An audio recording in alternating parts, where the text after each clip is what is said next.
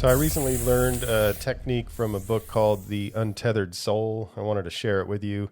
It's the idea is that your heart is like an energy center, and things kind of pass through you as you're sort of living life. So, for example, you're driving down the freeway and you're seeing all these trees and all these cars and all this kind of shit, and all those like visual things that you see and all of the things that you're experiencing. The vast majority of those things just kind of pass in and out of your consciousness or pass through your spirit or whatever the fuck. But then every now and then something will bother you, and then that'll get stuck there. And so the way they describe it is there's your heart is like an energy center, and when you hang on to things, you're sort of blocking that energy center. So it's like they talk about it as if it's like a valve, and not like a valve that pumps blood. It's like a valve of like, I guess it's kind of like spiritual energy. And so as you're kind of driving along and you're seeing all these things, they're all just passing through you, but then you see something that sort of activates a memory or something that's negative, and then you start feeling bad. You start welling up this sort of tension or whatever it is. And they talk about you can tap into this infinite energy by keeping your sort of heart open to let things pass through. So I've been sort of using that technique, and I've talked about it in the several episodes when, like I'll just be driving and some memory will pop up, and then all of a sudden I start feeling bad.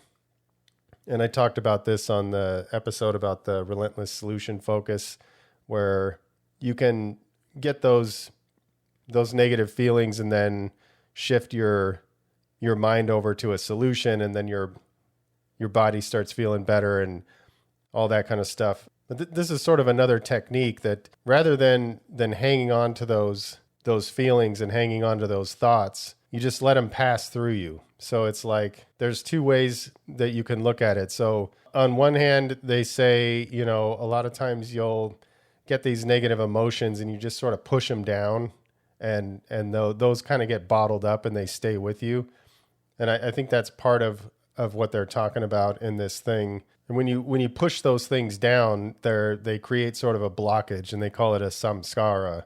And they say that you kind of store every one of these things throughout your whole life. So those things can pop up at any time. So like say you have like a bad relationship with somebody, and then you see a car that person like a similar car that person drove, and then next thing you know, you're kind of bringing that sort of negative energy back. And those are the blockages that they're talking about. So they say you can have this sort of infinite energy by just leaving your heart open and allowing these things to pass through you. And I was kind of wondering about it, and I was like, well, how do you differentiate? Like, let's say I'm driving and I think about something that bothers me, and I say, I'm going to let that pass through me. And I've been doing that.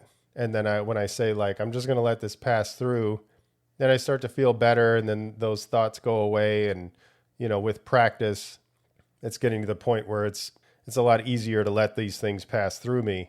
But what I was wondering is, like, how do I know that I'm not just pushing that shit down and it's not going to come back? And I don't remember, I read the book, and then I'm listening to the audio book now. I don't remember if they addressed that, but the way I see it is like your brain is so powerful that if you just make the decision that you're not pushing it down, you're just letting it pass through, then I believe that's what's going to happen. The other interesting thing that I read in that, and it was I think it was the same chapter, they're talking about you can create these create positive samskaras, where you have these great experiences, and then when you bring those back up and they get reactivated, it brings positive energy.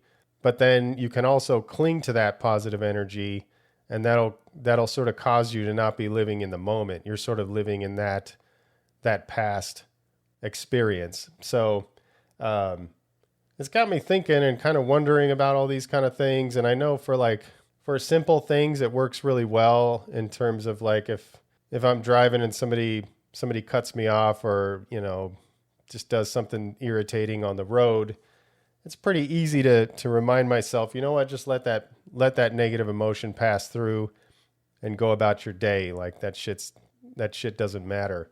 The other thing I was kind of wondering about though is like, where do you draw the line in terms of some things I feel like I don't want to let pass through me. Like I've talked about it on the show several times that I have this passion for animal rescue.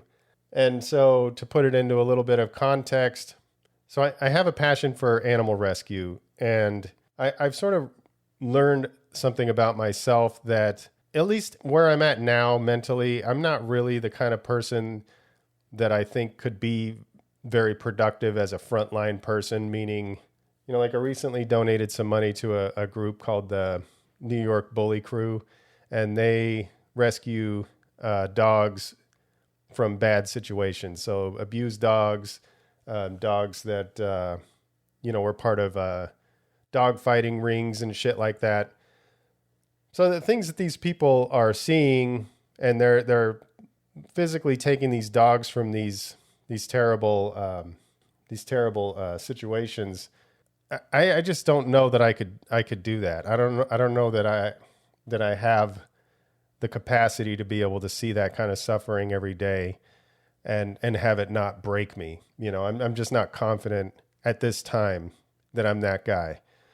So what I've decided to do is really just focus on building my business and doing things that I know I have the capacity to do. So to get back to the not letting things pass through. So to know that those things are happening, and there's all kinds of different animal things, and there's a few different animal charities that I donate to. One is to try to end poaching of elephants and rhinos. And then there's another one that this group is trying to save dogs from the dog meat trade, and just all these like things, you know, things that I'm passionate about. So like if I wonder, and I'm still trying to figure this out, but I wonder if I were to let all those things pass through, and maybe I'm not quite understanding what they're saying, but one of the things, and I think I've talked about this before, is if I'm ever slipping off of my business path, right? One of the things that I can look at is the amount of animals that I can rescue. If I, you know, the more money I make, the more success that I have, that means the more animals that I can contribute to saving by donating money, you know. So I don't give a shit about buying stuff. Like I still wear the same clothes that I wore in the 90s. I mean, even before that, in the 80s. I don't even fucking jeans, t-shirts, and Chucks. I think I've been dressing the same since like 6th grade. I just don't give a shit about material things. Like I drive a cargo van because it's utilitarian and I can put shit in it.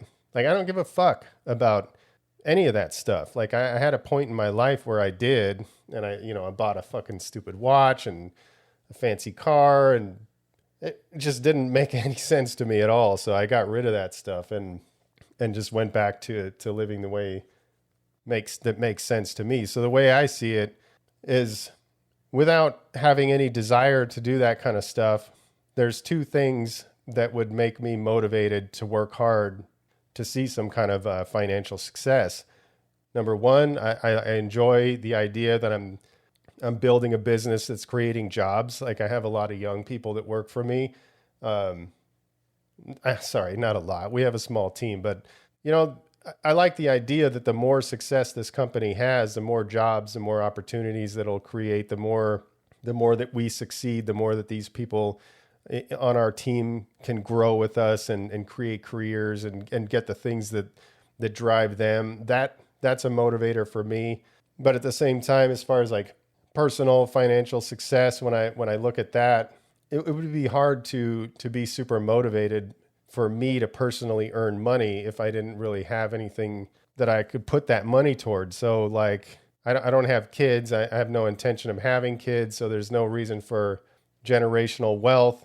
So my drive is to be able to make as much contribution to these charities that are on the front lines that are rescuing animals. And you know, there's lots of charities I'll probably end up giving to.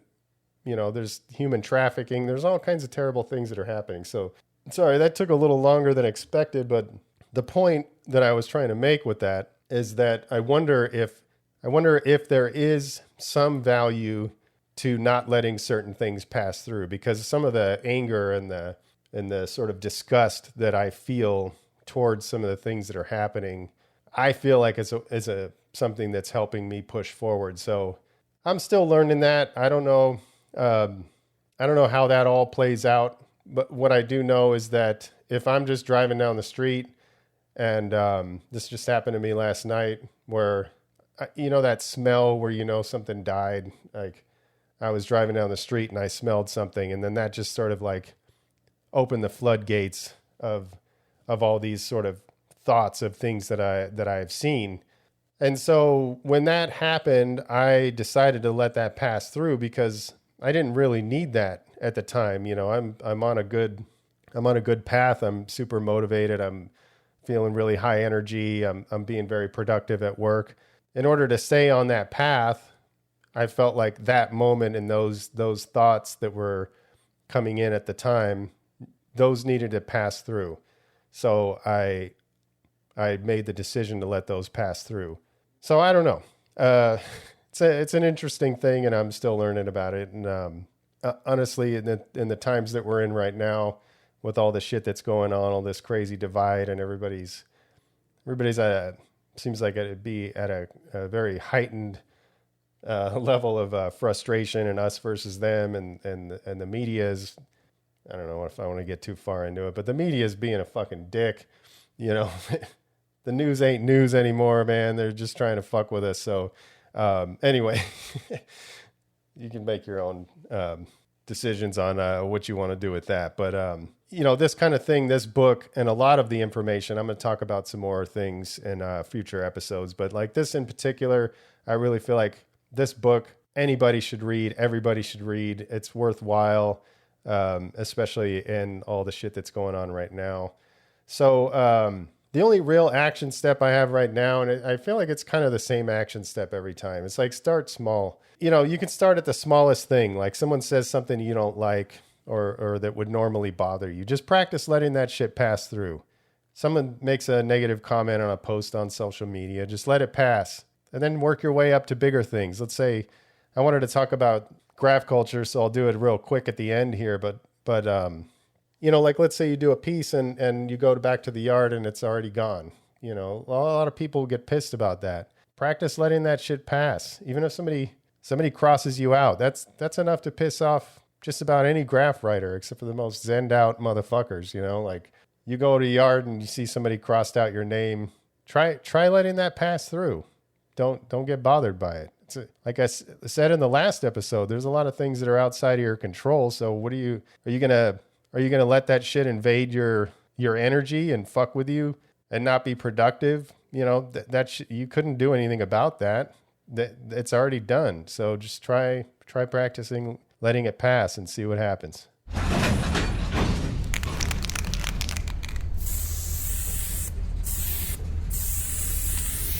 All right. Good.